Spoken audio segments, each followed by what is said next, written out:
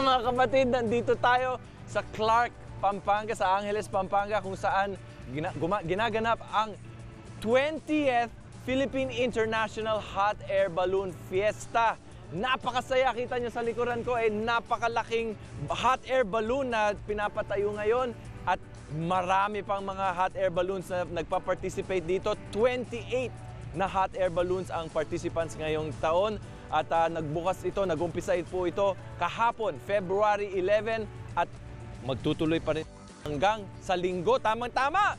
Araw ng mga puso, pwede niyong dalhin dito ang mga date nyo, yung mga funny Valentine nyo, ha? Bayaw, Grace, Jeff, Sir Erwin, and Martin, dalhin nyo dito yung mga funny Valentine nyo. Murang-mura po ang entrance fee, 350 pesos lamang. At kung gusto nyo naman na lumipad at sumakay sa mga hot air balloon, pwede rin. Mura-mura din. 16,000 pesos lang naman. Pero kailangan i-book po yung mga lipad na ito. Kaya bisitahin nyo yung kanilang online portal. Pag-uusapan natin yan mamaya. At kita po natin na nagsiset up na po ang mga participants dito sa fiesta. At nagre-ready na po. Kanina pa, nagme-makeup pa lang kayo. Nagre-ready na po ang mga participants dito. At may makakausap pa nga tayo na isang participant dito, yung isang piloto na si Mr. Wolf. Si Sir Wolf, isang Aleman. Taga-Germany pa to, mga kapatid. Good morning, Mr. Wolf. Good morning. And thank you very much for participating. I understand this is your 12th year. Yeah, it's my 12th year. 2004, I was here the first time. Okay, and what keeps you coming back? Yeah, what keeps me back? It is a wonderful region, wonderful people, a nice organization. It's a fiesta, and it's fun. It is fun. Okay. And not so stressy as in Germany. Okay. At around what time do you expect to take your balloon up? I think in 15 minutes, if the flag is jumping down, we will start. Okay. We wait for the hare. Okay. This morning is hare and hound. The hare is starting a little bit earlier, and we try to catch him. Okay. And you take how many flights in one day? 1 until 2. Yesterday in the evening it was a little bit windy. We can start with a balloon until 8 knots, and that is a little bit heavy for foreign passengers. Okay. Okay, well, thank you very much for joining us this morning. Yes, okay. And Thank good you. luck in your flights. And enjoy. Yeah, okay. Okay. Thank you very much. So again, mga kapatid, pumunta lang kayo dito sa Angeles, Pampanga, sa Clark Airfield, kung saan inaasahang halos 100,000 mga bisita ang darating dito.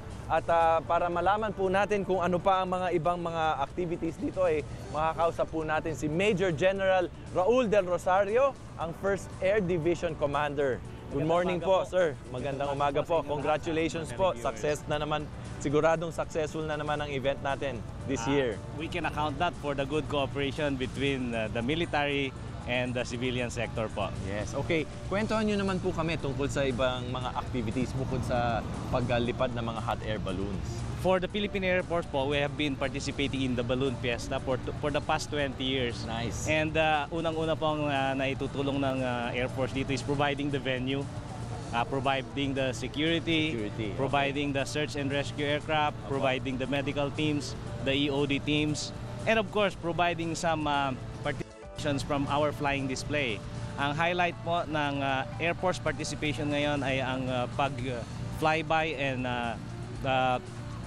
air show ng aming bagong fighter jets, ang FA-50. Galing. Yan yung ginamit kahapon sa opening ng Balloon Fiesta at lumipad din sila noong hapon.